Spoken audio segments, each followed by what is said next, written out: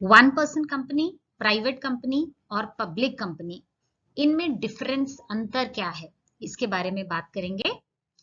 अगर हम ओनरशिप के बेसिस पर इनका सेपरेशन करें तो इन कंपनीज को हम 3 कैटेगरीज में डिवाइड करते हैं, प्राइवेट लिमिटेड, पब्लिक लिमिटेड और one person company.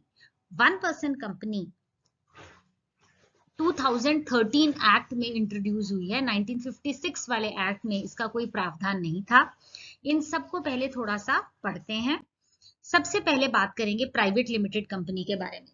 Section 2 subsection 68 of Indian companies act क्या कहता है? प्राइवेट लिमिटेड कंपनी की वो 3 मुख्य विशेषताएं स्पेसिफाई करता है। पहला है कि private limited company restricts the right to transfer its shares. वो कंपनी जो अपने शेयर्स को आगे ट्रांसफर करने का राइट नहीं देती, माने प्राइवेट लिमिटेड कंपनी के आप शेयर्स अगर आपके पास हैं तो आप उसको ट्रांसफर नहीं कर सकते।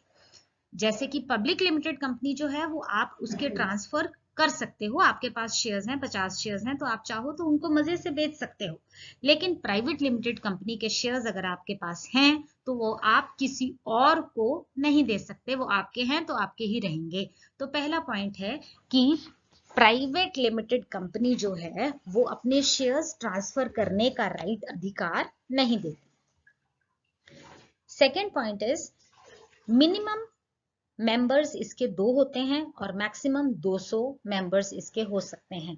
हम बात कर रहे हैं मेंबर्स की, डायरेक्टर्स की बात नहीं हो रही। तो इंडियन कंपनीज एक्ट 2013 ने क्राइटेरिया क्या लगाया है कि मिनिमम मेंबर्स इसके कितने हो सकते हैं? 2, और मैक्सिमम नंबर ऑफ मेंबर्स कितने हो सकते हैं? 200, जिसमें प्रेजेंट और पास्ट एम्प्लॉइज जो आपके साथ काम करते थे, जो आपके कर्मचारी, वो गिनती इसमें नहीं है, वो अलग से गिनती में रहेंगे। लेकिन एट प्रेजेंट जो है वो 2 से लेकर 200 तक के ही मेंबर्स हो सकते हैं। अगला पॉइंट है, it prohibits any invitation to the public to subscribe for securities of the company. आप आम जनता को, सिटीजन्स को ये सब्सक्राइब करने का ऑप्शन जो है वो प्राइवेट लिमिटेड कंपनी नहीं देती है। जैसे कि कोई भी पब्लिक लिमिटेड कंपनी क्या करेगी, ओपन इनविटेशन देती है जनता को कि वो आए और उनके आगे शेयर्स जो हैं सब्सक्राइब करें। लेकिन प्राइवेट लिमिटेड कंपनी ऐसा कोई भी राइट नहीं देती है। प्राइवेट लिमिटेड कंपनी में आप शेयर्स जो हैं वो आम जनता को इनवाइट करके सब्सक्राइब नहीं कर सकते। तो ये हो गए 3 मुख्य विशेषताएं प्राइवेट लिमिटेड कंपनी की। अगला आता है पब्लिक लिमिटेड कंपनी। जो कंपनी प्राइवेट कंपनी नहीं है वो किस में आ जाएगी? वो हमारी पब्लिक कंपनी बन जाती है। तो उसी कंपनीज एक्ट में पब्लिक लिमिटेड कंपनी की कुछ विशेष मुख्यताएं बताई जा रही हैं।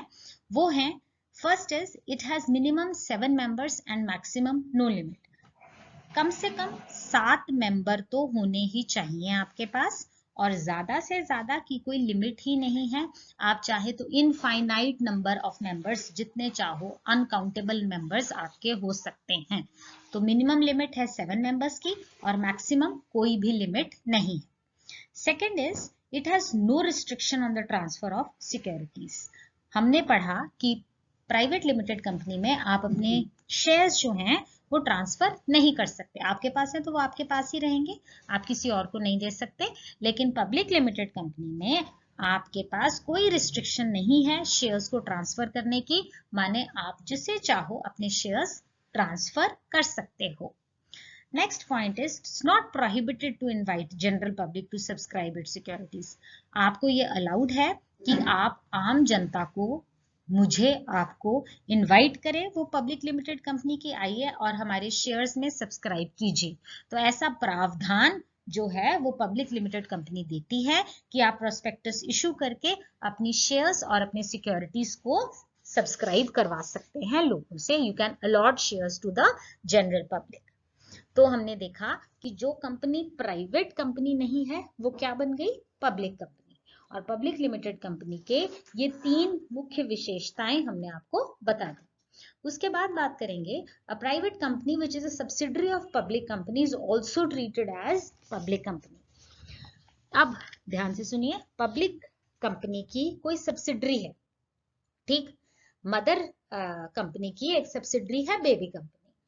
तो वो जो बेबी कंपनी है अगर वो प्राइवेट कंपनी है तो हम उसको प्राइवेट नहीं मानेंगे, हम उसको भी पब्लिक कंपनी ही मानेंगे, क्योंकि वो एक पब्लिक कंपनी की सब्सिडरी है। तो दोबारा सुनिए, पब्लिक कंपनी की सब्सिडरी को प्राइवेट नहीं माना जाता, उसको भी पब्लिक कंपनी ही ट्रीट किया जाता है, क्योंकि वो किसकी सब्सिडरी है? पब्लिक कंपनी की सब्सिडरी है। So it will not be considered private, उसको पब्लिक ही माना जाएगा। अब हमारा ये टर्म आता है 1% कंपनी, जैसा कि आपको बताया, इट्स नॉट वेरी ओल्ड, अभी ही ये लॉन्च हुआ है। अपार्ट फ्रॉम पब्लिक और प्राइवेट कंपनी, 2013 एक्ट में ये नया प्रावधान आया था, फॉर्मेशन ऑफ न्यू एंटाइटी, एक नई चीज जिसको बोलते हैं ओपीसी 1% कंपनी।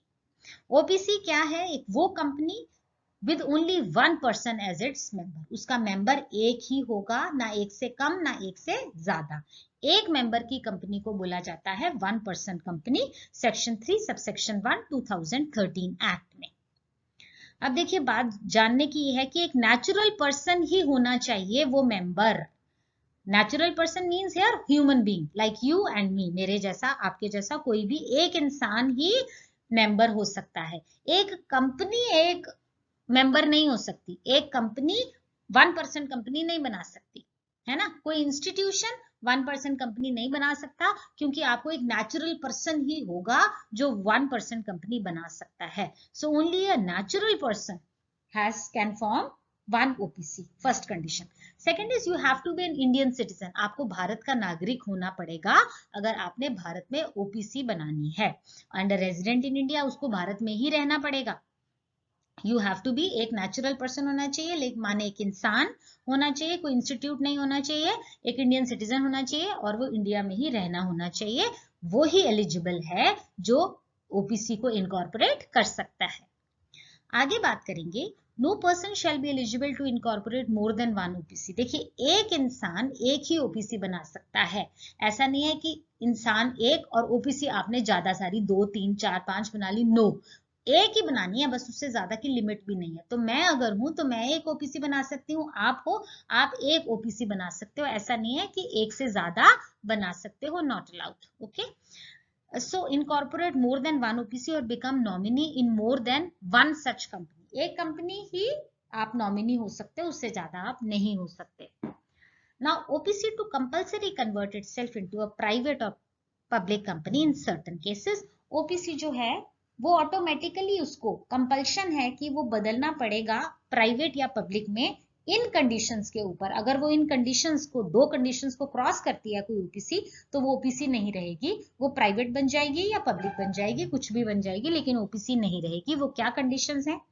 जब वो paid up share capital of OPC 50 lakh से ज्यादा हो जाए, जब पेड अप शेयर कैपिटल किसी भी ओपीसी का 50 लाख से ज्यादा हो जाता है तो वो ओपीसी नहीं कहलाती, या वो प्राइवेट बन जाएगी या पब्लिक बन जाएगी।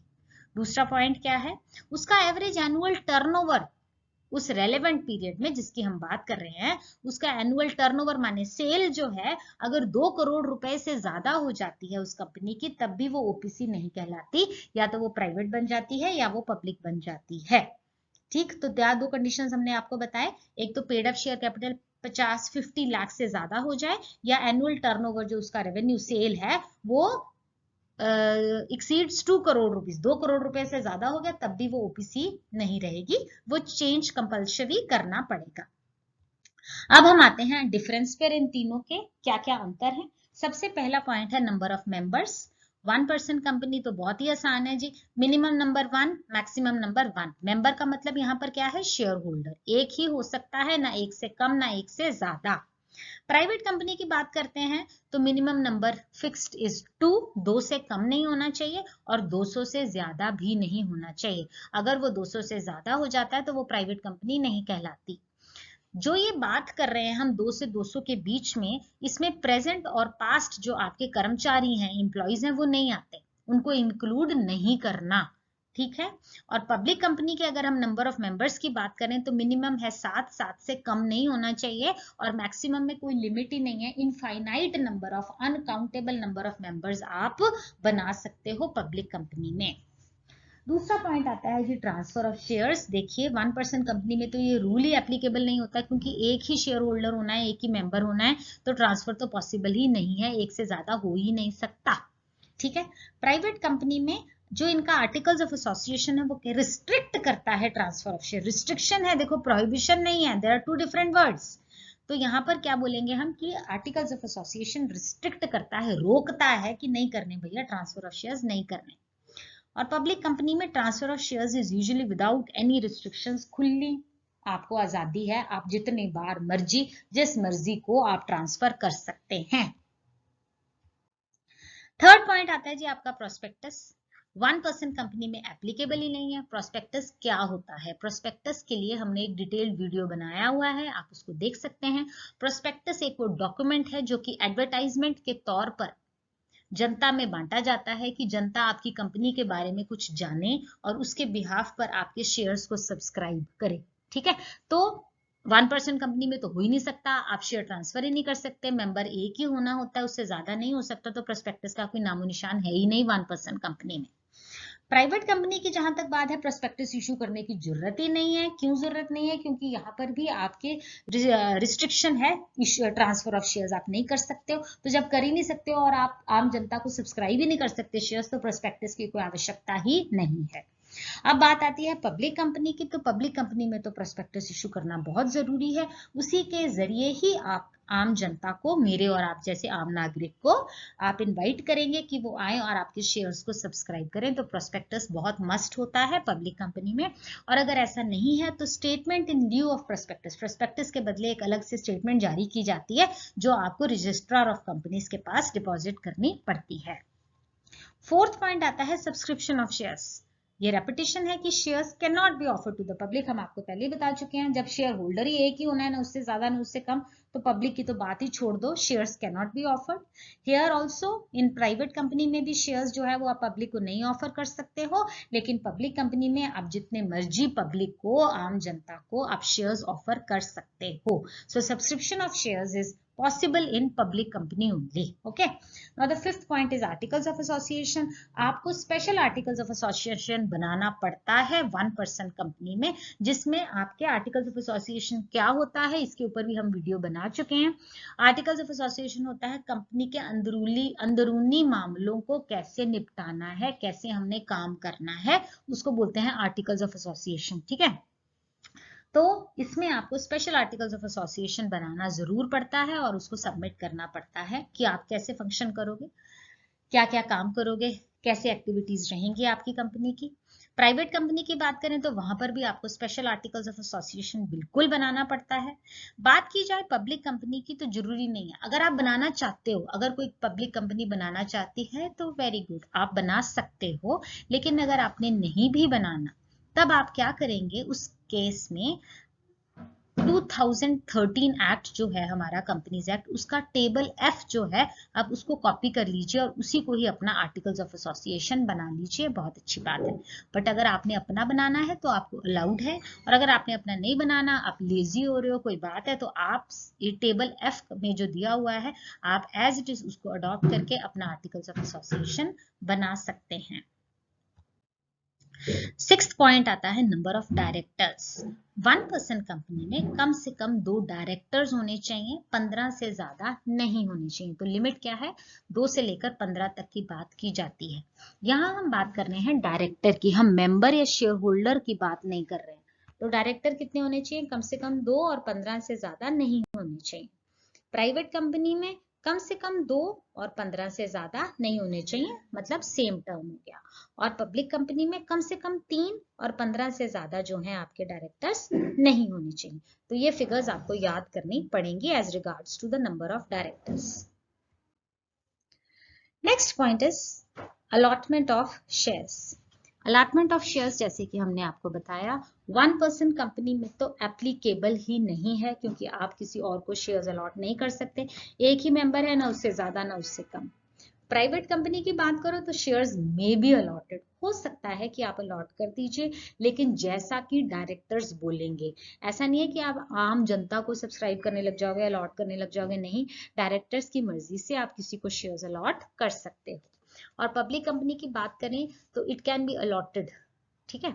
इफ मिनिमम सब्सक्रिप्शन जो है आपके पास आ गई है, मिनिमम सब्सक्रिप्शन का मतलब क्या होता है कि जब हम शेयर्स अलॉट करने की बात करते हैं और हम लोगों में एप्लीकेशन और अलॉटमेंट की बात करते हैं, तो एक मिनिमम सब्सक्राइब्ड शेयर्स आपके पास आने चाहिए। अगर वो मिनिमम सब्सक्रिप्शन ही नहीं आती है आपके पास, इसका मतलब लोगों का आप में ट्रस्ट नहीं है शेयर्स खरीदने के लिए, तो आप शेयर्स इशू नहीं कर सकते। तो पब्लिक कंपनी में तभी अलॉटमेंट पॉसिबल है अगर आपकी मिनिमम सब्सक्रिप्शन आज आ गई है, right. Next is the public deposits. 1% company नहीं इनवाइट कर सकती लोगों को डिपॉजिट करने के लिए, ना ही वो ऐसे डिपॉजिट एक्सेप्ट कर सकती है। बात आई प्राइवेट कंपनी की, उसके लिए भी सेम ही है, ना तो वो लोगों को, आम जनता को इनवाइट कर सकती है, ना ही वो ऐसे से डिपॉजिट एक्सेप्ट कर सकती है। बात करेंगे पब्लिक कंपनी की, तो वो बिल्कुल इनवाइट कर सकती है लोगों को और उनके डिपॉजिट्स भी एक्सेप्ट कर सकती है। It is very well allowed for the public company. 9th point is the name.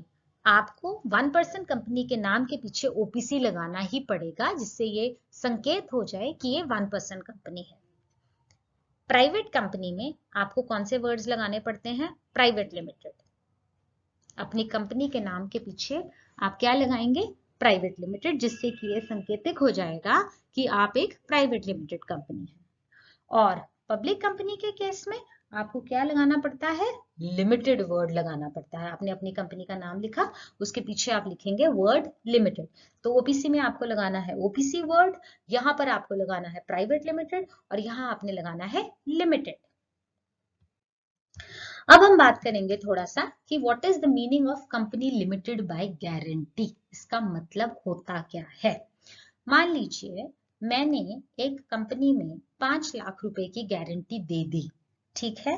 तो अगर खुदा ना खास्ता वो कंपनी वाइंड अप हो जाती है, लिक्विडेशन में जाती है, तो मुझे उस कंपनी को 5 लाख रुपया देना पड़ेगा, उसके क्रेडिटर्स को, उसकी लायबिलिटीज को, जो देनदारियां हैं ना, उनको निपटाने के लिए मुझे 5 लाख देना पड़ेगा, क्योंकि मैंने वो 5 लाख की गारंटी ली है। अगर मैंने 1 लाख की गारंटी ली होती, तो अगर वो कंपनी वाइंड अप हो जाती है, लिक्विडेशन में चली जाती है, तो मुझे 1 लाख रुपया देना पड़ेगा। उससे ज्यादा मैं नहीं दूंगी, लेकिन जितने की गारंटी ली है मुझे उतना देना पड़ेगा उस कंपनी के क्रेडिटर्स को, देनदारियों को मीट करने के लिए। अब पढ़िए, company having the liability of its members limited by the memorandum to such an amount as the members may respectively undertake to contribute to the assets of the company in the event of its being wound up. इसका मतलब अगर वो company liquidate होती है, winding up हो रही है, तो मैं भी अपना कंट्रीब्यूशन दूंगी। अगर मैंने गारंटी दी है, contribute to the assets of the company, company का तो एसेट हो जाएगा ना अगर मैं 5 लाख रुपया कंपनी को दूंगी, वो पैसा दुनिया को देनदारी में काम आएगा। तो मेरी लायबिलिटी कितनी होगी? जितनी मैंने उस टाइम पर गारंटी दे दी है। तो ये है कंपनी लिमिटेड बाय गारंटी। अगला है कंपनी लिमिटेड बाय शेयर्स। ये क्या होता है? अगर कंपनी वाइंड अप हो जाती है और मेरे पास उस कंपनी के 50,000 रुपए के शेयर्स हैं, तो मैं उस कंपनी को 50,000 रुपया दूंगी जब वो कंपनी वाइंड अप होगी। क्योंकि मेरे पास शेयर्स हैं, उस 50,000 में से अगर 10,000 मैं पे कर चुकी हूँ अलॉटमेंट के टाइम पर, एप्लीकेशन के टाइम पर 10,000 दे दिया, तो कंपनी की लिक्विडेशन पर मैं कितना दूंगी? बस 40,000, उससे ज्यादा मैं नहीं दूंगी। तो अगर कंपनी लिमिटेड बाय शेयर्स है, तो जो शेयर होल्डर है उसका अनपेड कैपिटल कितना है, वो उतना देने का देकार है, उतना उसको देना पड़ेगा कंपनी के क्रेडिटर्स को जब कंपनी वाइंड अप होती है। ठीक है, मान लीजिए मेरे पास एक कंपनी का 10 रुपए का शेयर है, जिसपे से मैं 1 रुपया कंपनी को दे चुकी हूँ। तो कंपनी अगर वाइंड अप होती है तो मेरी कितनी लायबिलिटी है देने की? 9 रुपया, क्योंकि 1 रुपया मैंने पहले दे दिया था, मैं बस अब 9 ही दूंगी, उससे ज्यादा मैं नहीं दूंगी। तो इसको कहते हैं company limited by shares. Company having the liability of its members limited by the memorandum to the amount, if any, unpaid on the shares respectively held by them. जितने उनके पास शेयर्स हैं उसका अनपेड कैपिटल जितना है वो उसकी देना पड़ेगा। Now last point is, when is a company a subsidiary of another company. एक कंपनी को दूसरी कंपनी की सब्सिडरी किन टर्म्स पे बोला जाता है, कब बोला जाता है? A company is subsidiary of another company कब बोला जाता है? If other company controls the composition of its board of directors. मान लीजिए आपकी भी एक कंपनी है, मेरी भी एक कंपनी है, लेकिन आपकी कंपनी के बोर्ड ऑफ डायरेक्टर्स कौन कौन से होंगे ये मेरी मर्जी से चलेगा, तो आपकी कंपनी मेरी कंपनी की सब्सिडरी कंपनी कहलाएगी। It's a subsidiary of another company if other company controls the composition of board of directors. Board of directors में कौन कौन आएगा? अगर ये फाइनल फैसला मेरा होगा तो आपकी कंपनी मेरी कंपनी की सब्सिडरी कहलाएगी। दूसरा है if the other company holds more than 50% of its equity share capital. अगर मेरी कंपनी ने आपकी कंपनी के 50% इक्विटी शेयर कैपिटल ले लिए तो आपकी कंपनी ऑटोमेटिकली मेरी कंपनी की सब्सिडरी बन जाएगी। ठीक है जी, तो ये दो कंडीशंस थे कि एक कंपनी को दूसरी की सब्सिडरी कब कहा जाता है। सो आई होप कि आपको समझ में आया होगा। हमारा आज का आर्टिकल यहीं खत्म होता है। प्लीज मेरे चैनल को लाइक एंड सब्सक्राइब कीजिए। आपको कोई डाउट हो, कोई सजेशन हो तो प्लीज कमेंट सेक्शन में लिखिए। Thank you for watching. Stay safe, stay blessed.